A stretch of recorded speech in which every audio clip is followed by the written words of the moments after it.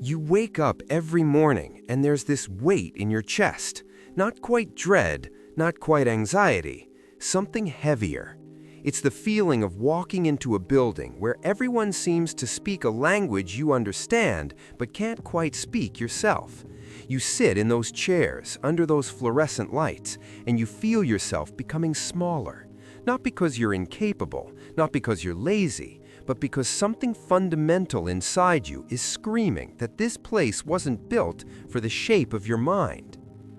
Here's the paradox that no one talks about. The very institution designed to expand your potential feels like it's systematically dismantling it. The place that promises to teach you who you are demands that you forget who you are first. And so you learn. You learn to perform. You learn to compress yourself into acceptable dimensions. You learn that your natural rhythms of curiosity, your authentic questions, your genuine way of processing the world, all of it is somehow wrong in this context. The thing that should be liberating you is the very thing making you feel trapped. This isn't about laziness. This isn't about being difficult or unmotivated. This is about a fundamental mismatch between your neurological wiring and an industrial-age system that was never designed for minds like yours. And the cruelest part, you've been taught to believe the problem is you.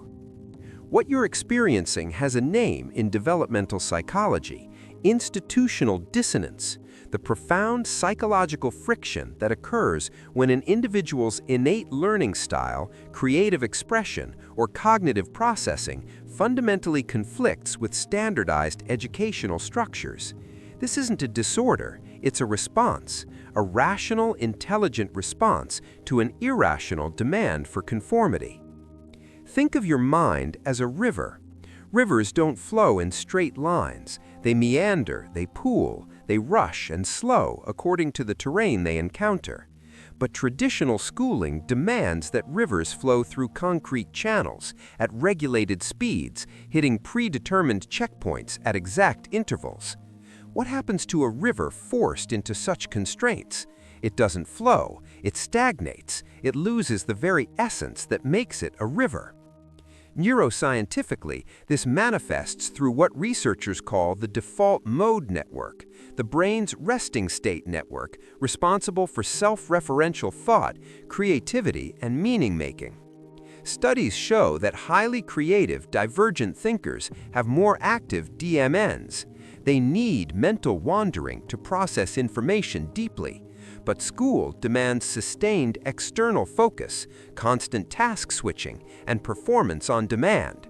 For minds with active DMNs, this creates what psychologist Mihaly Csikszentmihalyi called cognitive imprisonment, being trapped in a state of forced attention that directly contradicts the brain's natural processing rhythm.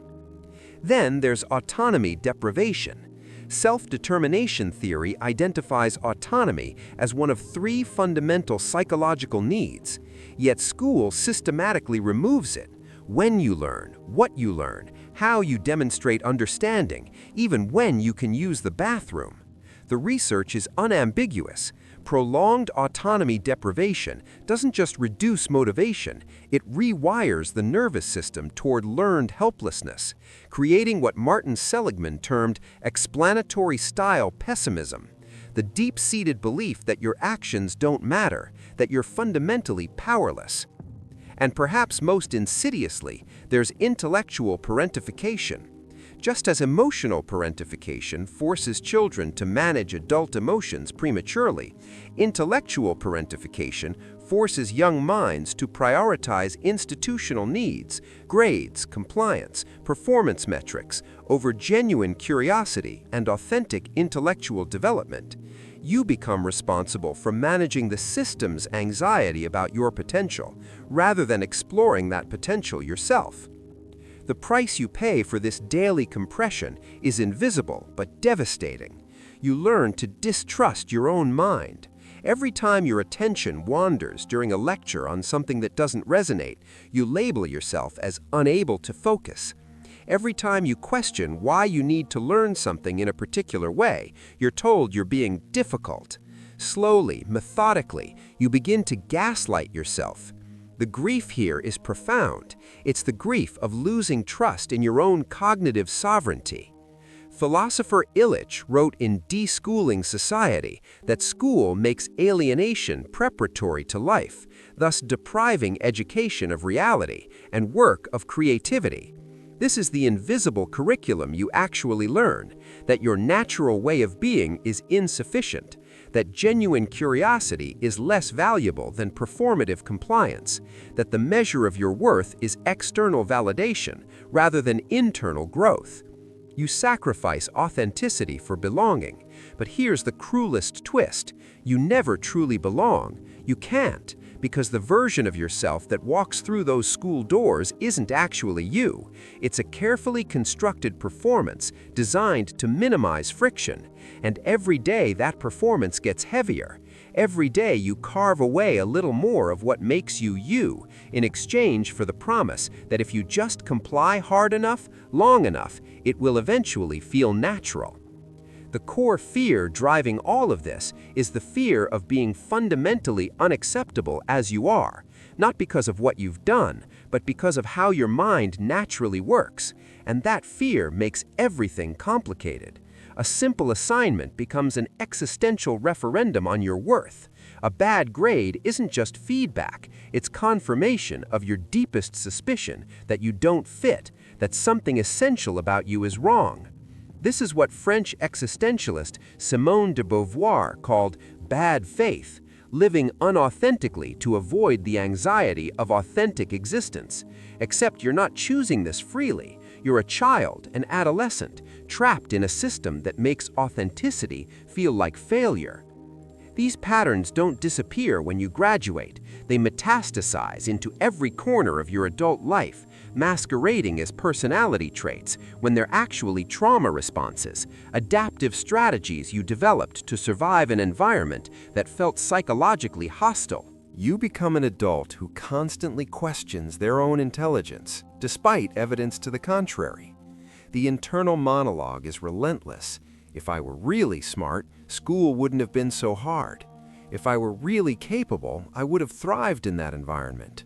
You've internalized the system's judgment so completely that you become your own harshest critic. You might struggle with anything that resembles structured learning in your career. Corporate training, professional development, certifications, they all trigger that old visceral resistance, not because you can't learn, but because the format itself carries the trauma. Your nervous system remembers. It associates structure with suppression and immediately mobilizes old defenses. In relationships, you might find yourself drawn to people who don't demand performance, who allow you to exist in your natural rhythm. Or conversely, you might seek out highly structured relationships because at least that kind of control feels familiar. Either way, you're relating through the lens of that early institutional conditioning. You become someone who has difficulty completing projects that don't align with genuine interest, no matter how good they'd be for you. Your motivation isn't broken, it's actually highly functional. It's just optimized for authentic engagement, not external obligation. But you've been told this is a flaw for so long that you believe it. You might experience profound guilt around rest and unstructured time. If you're not producing, learning something measurable, checking off accomplishments, you feel like you're wasting your potential. The system taught you that your value is your output, and that lesson runs deep. You become an adult who feels secretly fraudulent even in success, because success in your own authentic style doesn't feel like real success. Real success, the internal logic goes, would have looked like succeeding in school. Everything else is just compensating. You might find yourself constantly seeking permission from bosses, partners, even friends, to do things you're fully capable of deciding yourself. Autonomy feels dangerous because for years, exercising it resulted in punishment or judgment. So you learned to check, to defer, to wait for someone else to tell you what you already know. These aren't personality defects. These are sophisticated coping mechanisms you developed to protect something precious, your sense of self, in an environment that didn't have space for it. The first step toward healing isn't fixing these patterns, it's witnessing them.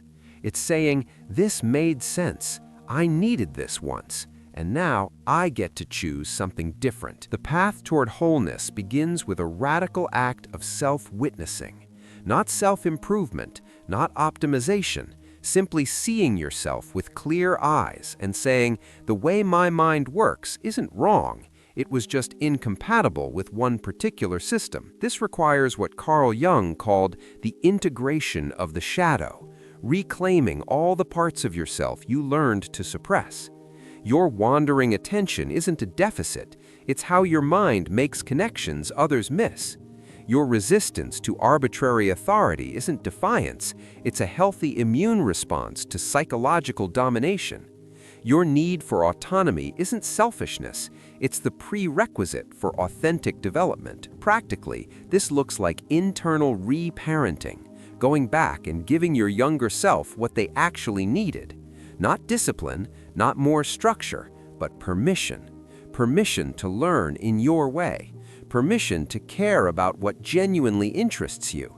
Permission to take breaks when your nervous system needs them. You become the adult who says to that child, you weren't broken, the system was too small for you. It means practicing what psychologists call self-compassionate reframing.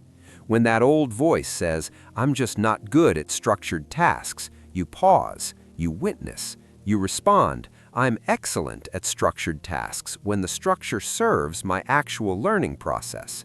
I'm resistant to structures designed for someone else's mind. It means deliberately choosing softness when your conditioning demands hardness, taking a course for pure curiosity with no certificate, reading inefficiently, following tangents and reading multiple books simultaneously, honoring your body's organic rhythms instead of imposed schedules. Every small act of authentic self-expression is an act of healing. As psychologist James Hollis wrote, the question is not, how can I fit in, but how can I be faithful to my own nature? That's the real work.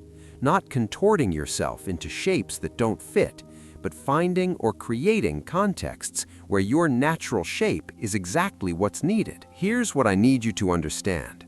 Your dislike of school wasn't a failure of character. It was an honest response from a sophisticated mind, recognizing that something essential was being asked of you, compliance at the cost of selfhood. And you, at some level, said no. That no might have looked like distraction, resistance, withdrawal, or rebellion, but it was at its core an act of self-preservation. You don't need to be fixed. You never did. You need to be witnessed, seen, understood, and given permission to learn, grow, and exist in the way your particular mind was designed to function. The goal isn't to become someone who would have loved traditional school. The goal is to become someone who can look back at that struggling student and say, you were protecting something precious, and I'm grateful you held on. If this resonated with you, share it with someone who needs to hear it. Subscribe for more deep dives into the psychology of patterns we mistake for personality. Because the work of becoming whole, of reclaiming all the parts of yourself you learned to hide, that's the most important work you'll ever do. You were never the problem. You were always the solution looking for the right question.